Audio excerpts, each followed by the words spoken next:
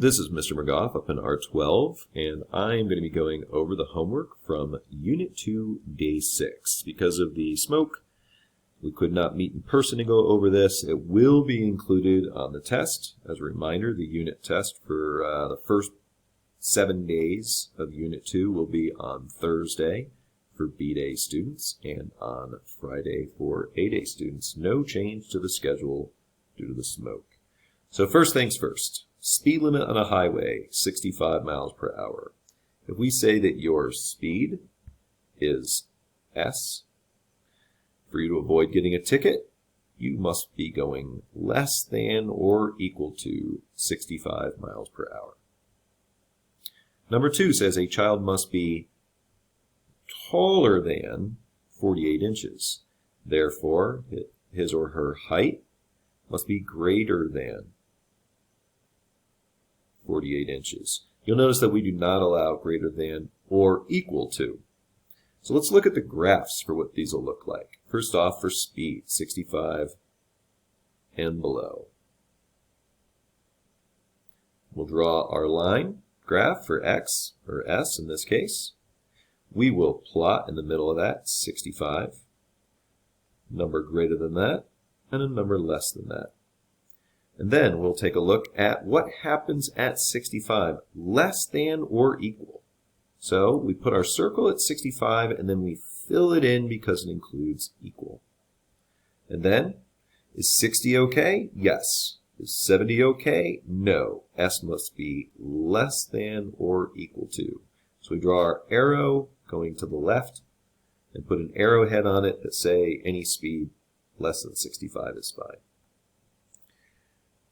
For the second problem, H, the height of the person, must be strictly greater than 48. So again, we'll draw our number line. We put 48 in the middle. A little bit bigger than that is 50.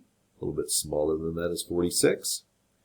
Strictly greater than 48. So we draw our circle at 48, and we do not fill it in.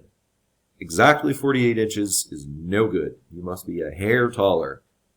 And then we see that 50 inches is okay, 46 is not, so we'll draw our arrow to the right to show greater than 48 inches.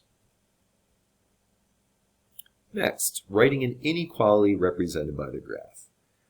It doesn't show what our variable is, so we'll just pick our variable. We'll say it's X. Here we see an open circle at 10. So X is going to be something compared to 10. We know it's going to be either strictly less than or strictly greater than. And we see that the numbers to the left of the 10 do go down. So X being less than 10 is okay.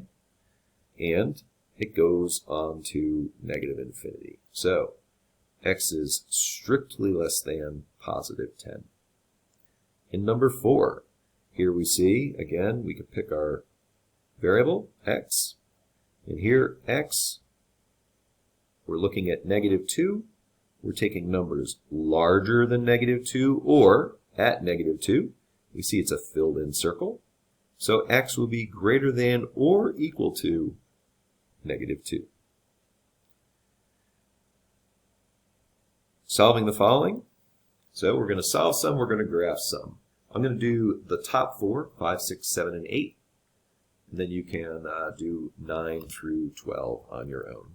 So number 1, first thing we're going to want, or number 5, the first thing we're going to want to do is solve for X.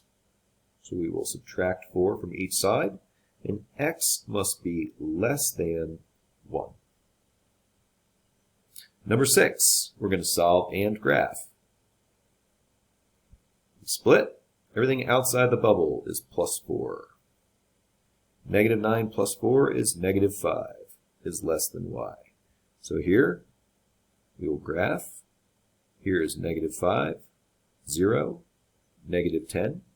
We see that y must be greater than negative 5. So we'll draw our circle around negative 5, and then we'll ask ourselves, y is greater than, so y should be going to the right, but we'll take a look at, say, for example, 0. Is negative 9 less than negative 4 plus 0?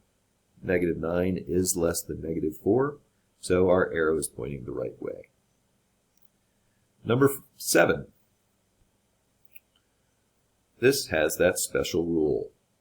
Here, n is being divided by -4. To get n back, we multiply both sides by -4. When we do that, on the left, we get n back. On the right, -8 times -4. A negative times a negative is positive. 8 times 4 is 32. From our notes, we remember that when you multiply or divide by a negative number, we flip the inequality symbol. So previously, the open alligator mouth was on the left. It's going to flip the other way.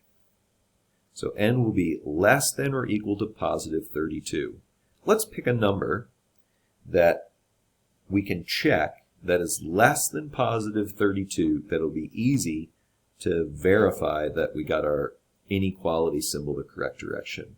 Let's pick, for example, n equal to 0. 0 is definitely less than 32, so we'll put in 0 for n. 0 divided by anything is still 0. Is 0 greater than or equal to -8?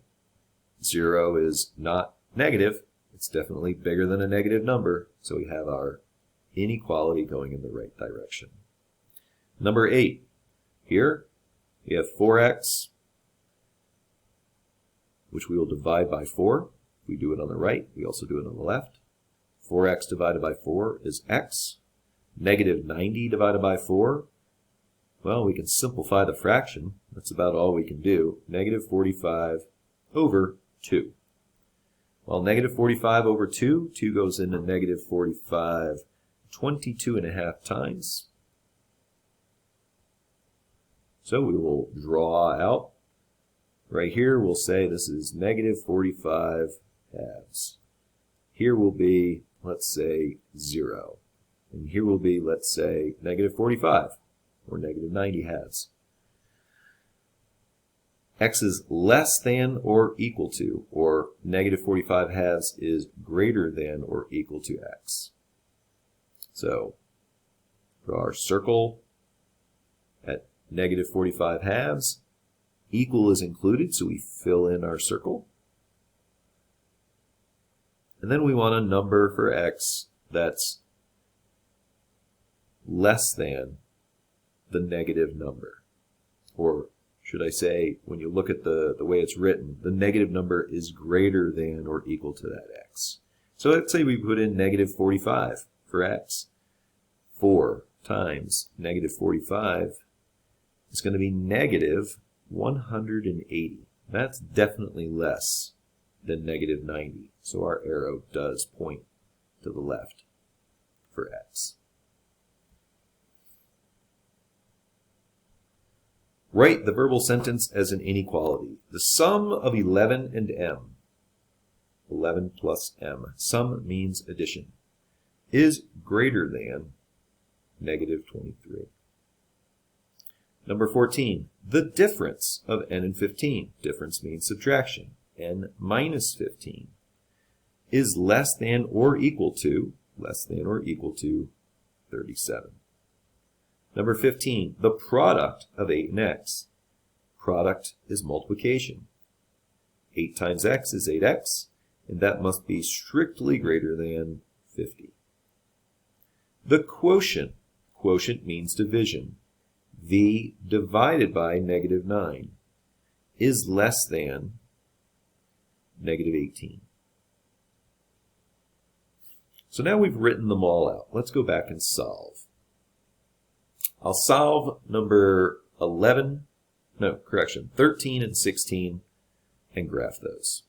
And I'll leave the other two for you. So number 13, we would subtract 11 from each side to isolate m. And m would be greater than -33. If we graph it, we would put -33, 0, something smaller than -33, like -50, strictly greater than means we would draw a circle around -33. M must be greater than -33, so m would be to the right of -33, and then we'll check a number like 0. Is 11 plus 0 greater than -23? Yes, so our arrow is going the right way. Number 16, chosen just so I have room, but also because of this negative coefficient. It's the denominator down there. So we're going to take and we're going to write this one out. V divided by negative 9 less than negative 18. To get V by itself, we need to multiply both sides by negative 9. Since it was being divided, we reverse that, we multiply. V divided by negative 9, then multiply by negative 9, just becomes positive V. On the other side, negative 18 times negative 9, turn on my calculator, negative 9 times negative 18. Well, we know a negative times a negative is a positive, and 9 times 18 is 162. The last thing to realize is, again, when you multiply or divide by a negative number, we flip that inequality symbol. 162 in the middle.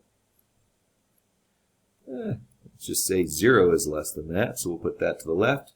We'll pick a nice number that's divisible by 9, like 180, to use as our check. So V, strictly greater than, open circle around that 162. 180 is greater than, so if we have our inequality right, that number will be part of V and our arrow will be pointing to the right. So let's plug it in. 180 divided by negative 9 equals negative 20. Again, a positive divided by a negative is a negative, and 180 divided by 9 is 20. So, is that less than negative 18? Yes. So we have our inequality going the right way. Remember, we go back to the original inequality for our check. So that worked out.